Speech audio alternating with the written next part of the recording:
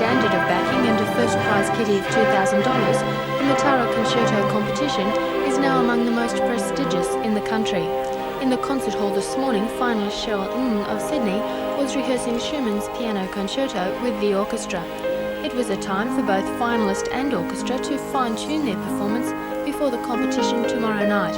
Today there was just one small audience member who demonstrated a fine tolerance for classical music.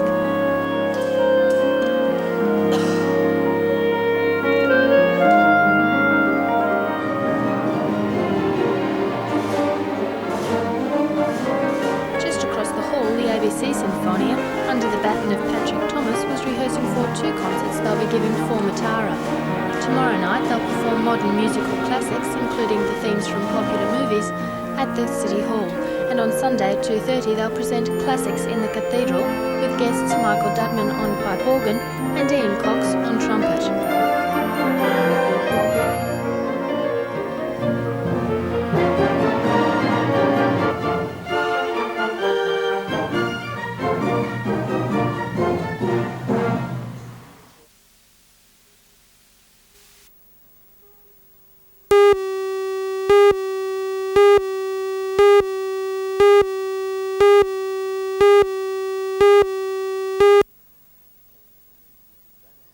The Sandra Marie made its way out of port this afternoon bound for Adelaide.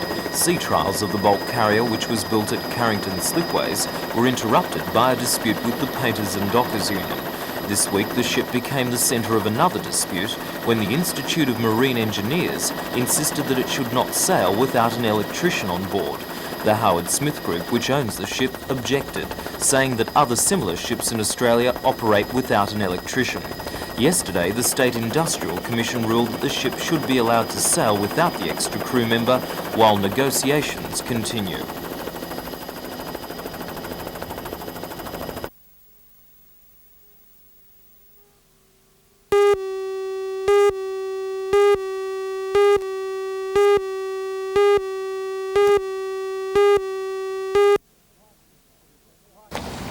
Parking in the city centre and in Newcastle West is often a headache for shoppers. The solution for many is simply to avoid town and shop in the outlying centres.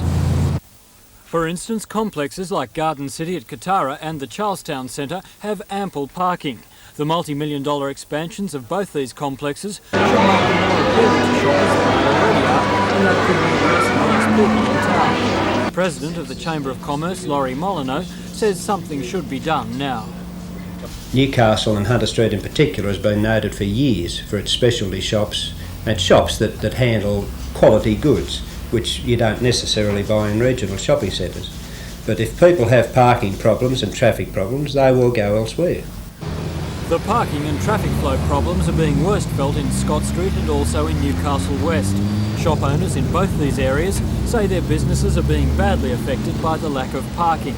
Mr Molyneux says the Chamber has been calling on the Council to improve the situation for quite some time.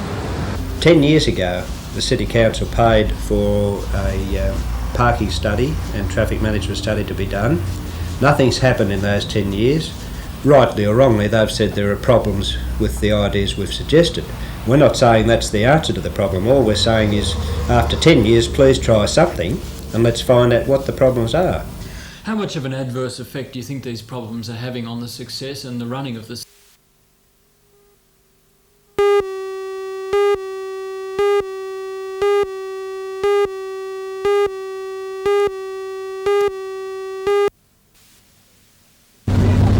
The Junction Fair shopping complex with its 12 specialty shops and Coles New World supermarket opened for business last Monday. Thousands of shoppers have since passed through the commercial development's doors, and according to some shop owners nearby, the influx is causing problems, with traffic congestion and a chronic shortage of parking. Video shop proprietor Gary McDonough says he's losing business as a result. We're finding our takings are down because of the opening of this, because my customers just can't park here. It's as simple as that, and it's just because the traffic flow and the parking situation wasn't resolved before this centre opened. Hardware store proprietor Graham Davis agrees. The amount of traffic which is generated around this area and the manner in which it's distributed is quite inadequate. The shop owners say parking in the junction has always been a problem, but since the junction fair opened, it's Fed up become with it at the chaotic. moment, you know. Just how bad is the parking problem? Well, two of my customers have been booked in the last week since this has been changed. One lady has rung me up and informed me that she won't be coming back. Now, the parking police are booking people, as we can see going on behind us here now. The video store has private parking, but according to Mr Dono, that's been encroached upon. It's being abused by mainly the construction work going on next door. We've got a big semi-trailer parked up there now, which is loading, they're demolishing the old Coles building, so that's all going on the back of that truck. Coles says parking problems should ease when the second stage of the junction fair is completed. The old Coles supermarket is being pulled down to make way for another 14 specialty shops, and Coles says more parking facilities will be built in underneath. However, stage 2 is not due to open until the 8th of December. A number of proprietors at the junction say they queried aspects of the development up to 6 months ago, although no concerted effort was made to stop it from going ahead. Complaints about parking and traffic were considered today, however, by the city's traffic committee. The committee deferred making changes until the Kenrick Street traffic lights become operational at the end of the month. According to Town Clerk Barry Lewis, distinct traffic patterns should then emerge. The committee did approve minor changes to some give-way signs in the area. A number of temporary barriers blocking roads will also be made permanent.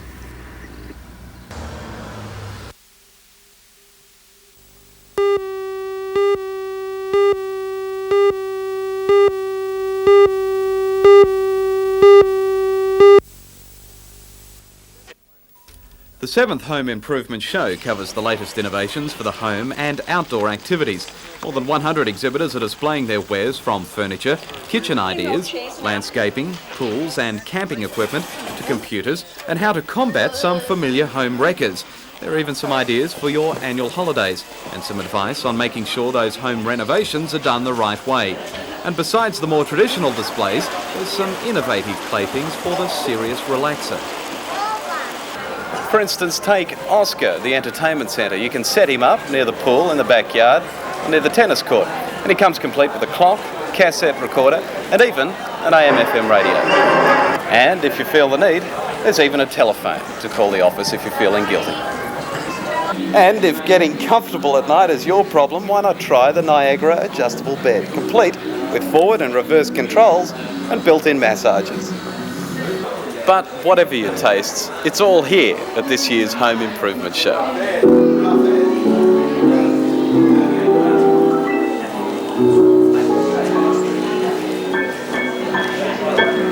Definitely needs a change.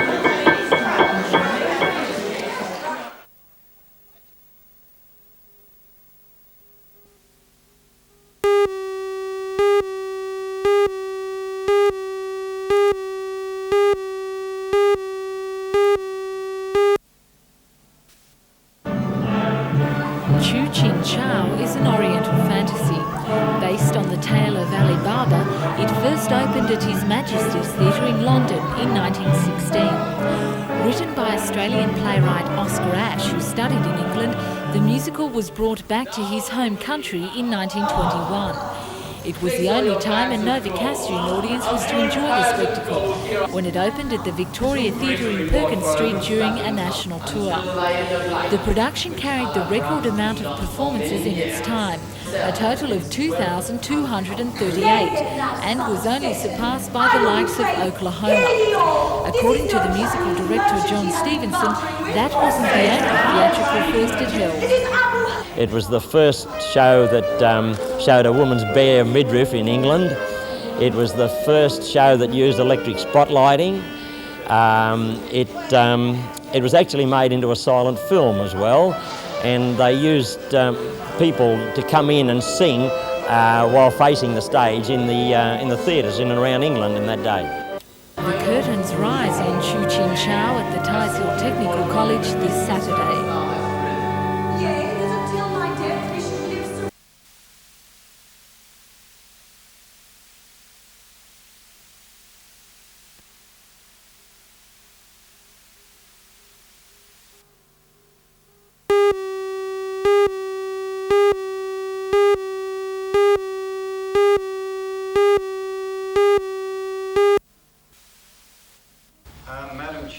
30 candidates in the upcoming elections attended last night's anti-nuclear meeting, organised by the People for Nuclear Disarmament. They were encouraged to share their views about the responsibility a council has on nuclear issues affecting the community. Guest speakers included representatives from neighbouring councils, all active in the campaign to support nuclear disarmament. Discussion groups were formed to combine ideas on the issue. They'll be recorded, edited and published, then presented to the new council, suggesting ways to strengthen anti-nuclear zones. In 1983, the last City Council declared Newcastle a nuclear-free zone. But what did that mean for the citizens? It's an area where people, in this case the people of Newcastle, have declared the area off limits for nuclear weapons, nuclear power plants like Chernobyl, nuclear reprocessing and nuclear waste. It's an area where you still have medical isotopes used, you still have isotopes used in X-rays in industry, but you don't have all those major dangerous sections of the nuclear industry. They're not allowed. The last council declared this city a nuclear-free zone. Is the PND confident that it will be declared again? Oh yeah, we're very confident. We've surveyed the candidates and everybody who's returned a survey to us, which is about 90% of the candidates standing, they've all said that they will reaffirm a nuclear-free zone. So we're sure whoever's elected that it's going to be a nuclear-free zone again.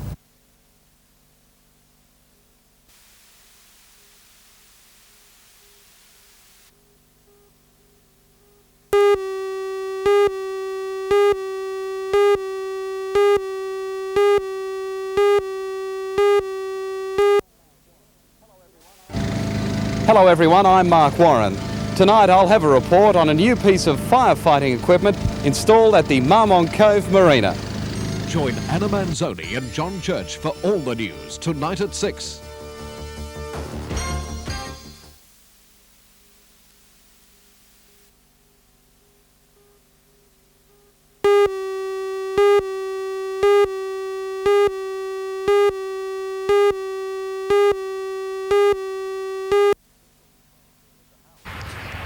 Mr Howard stepped off a plane at Aero Pelican this evening bound for the small business meeting at West Leagues, where he will explain Liberal policy on the economy, taxation, social welfare and industrial relations.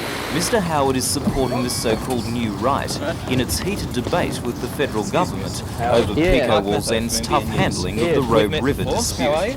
I've got no quarrel with unions as such, and I have no argument with trade unionists. I just believe everybody should be equal before the law. You and I should have no more privileges and no less privileges than trade union leaders. That's the basis of what I say about unions. How do you think that unionism is affecting small business? Oh, I think many practices of unions positively destroy small business. I mean, the union movement at the moment is trying to take away the independence of all of the subcontractors in our system. If the government's Hancock report is implemented, subcontractors will be forced to join trade unions, and you know what they think of that.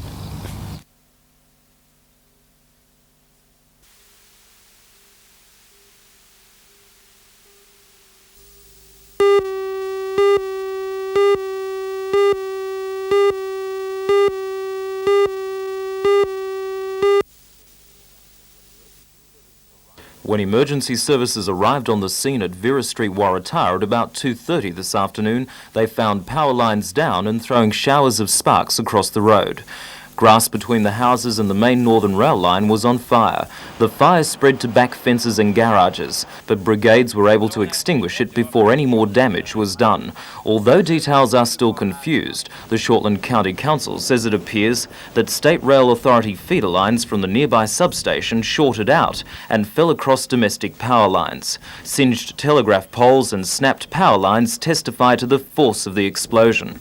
Local residents ran from their houses in confusion. I was watching the football in there, and next thing, bloody bang, and I thought this bloody fire's coming right through the window, and I heard a kid scream, and I raced out, and that was it. Like, there was lines lying everywhere, bloody smoke and fire, and that was all I could bloody see. So. Power in Vera Street and surrounding streets was cut off, and tonight the Shortland County Council is still working to repair the damage.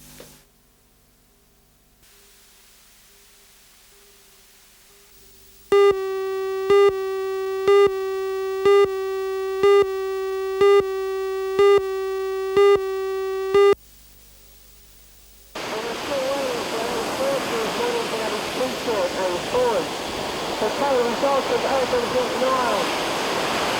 The fourth position is $12.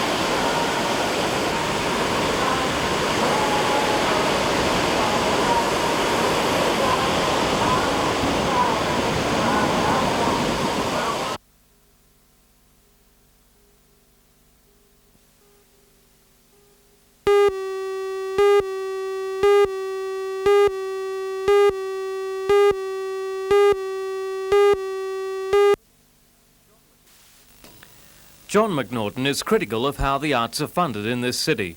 He says on a per capita basis, Newcastle is behind when it comes to government support. Mr Macnaughton says he wants that changed. He cites the success of the Hunter Orchestra, which has provided many concert series with minimal financial backing. Mr Macnaughton believes a new home must be found for the Community Arts Centre, which has been told to vacate its Union Street site. He emphasised today that the Hunter Valley Theatre Company is now in the black, typical of an organisation which has shown a commitment to this area and is deserving of funding. With the Lord Mayoral elections this Saturday, Mr Macnaughton has promised to ensure the Region Art Gallery and City Hall are properly utilised. We're not asking for the government to give us things to try this or that. We're saying we have done it, we've got these facilities here, we're bearing the heat of the day ourselves, and we want a little support, and I'm sure it'll be forthcoming.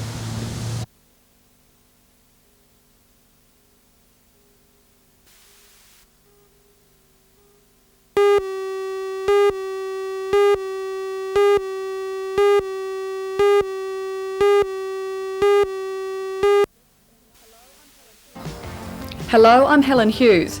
In tonight's news, a report on a devastating house fire at Maitland, in which a 34-year-old woman and her 6 children lost all their belongings. The fire also caused severe structural damage to the building. Join Ray Deneen and Anna Manzoni for all the news tonight at 6.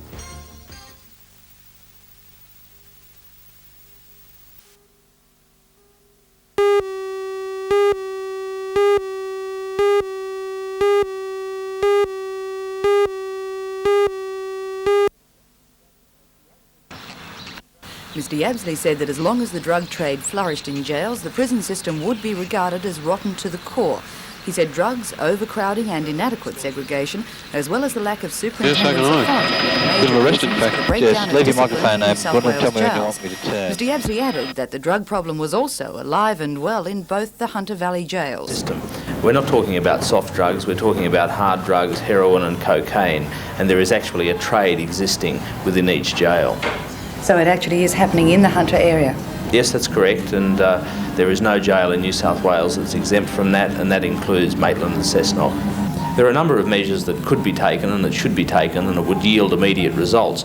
Random urine testing combined with the use of detector dogs, thorough body searches including internal body searches, and a very strict surveillance kept over contact visits, that is where prisoners actually have contact with the people who are visiting them. If all of those measures were implemented immediately, we would immediately be able to break the back of the drug trade within the prison system.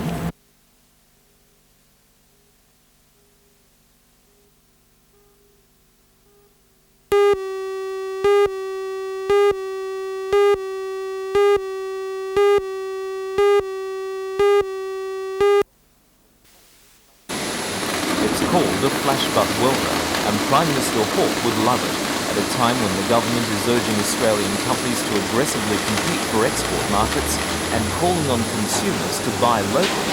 This machine provides a fine example. The welder joins long strips of steel into a continuous band, which is in turn rolled into pipes. Until recently, the company used a state-of-the-art West German welder.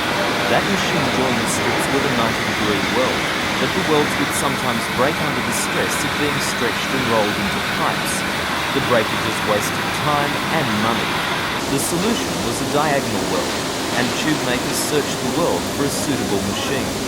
When the company was quoted with prices of $1 to $2 million for a new welder, it decided to design and build its own. The company says the new welder will save the mill more than $1 million a year. It also makes the mill twice as fast as any other in Australia and amongst the most efficient in the world. We produced the machine here at a fraction of the cost of what we supply overseas, and it's worked perfectly. It's resulted in very much improved productivity on the plant, which has meant that we're much more competitive not only in the domestic market but also in export sales, which we need to achieve to maintain our current operational levels.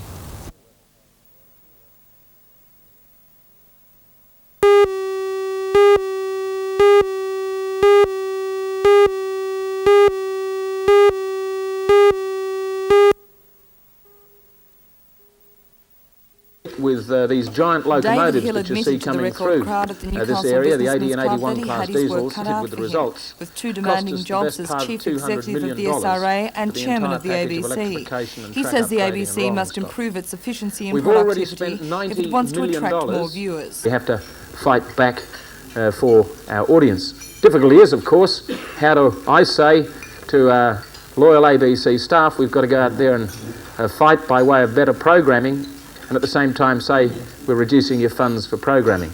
And that, of course, is going to be, I think, the great challenge for me and the great challenge for ABC staff. But in the end... On the subject of the SRA, Mr Hill documented a number of achievements, including the $90 million electrification between Newcastle and Sydney and the increased transportation of coal, wheat and finished. He says there are still a number of services that aren't as profitable. He says suburban and interurban services to Maitland and Dungog were losing money, but he assured the gathering that the trains would not be replaced by bus service. I've been a little concerned over the past year or so at suggestions that services between here and Maitland and up the Hunter generally are going to be replaced by road coaches, and that's certainly not the case.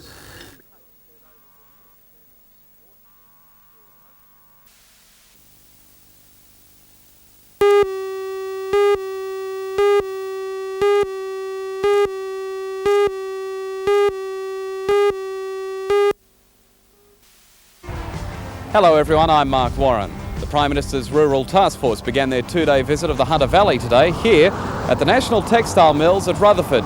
Of concern to the group is a report by the IAC recommending a cut in tariffs on imported clothing, a move which could see up to 1,000 jobs lost here in the Hunter Valley.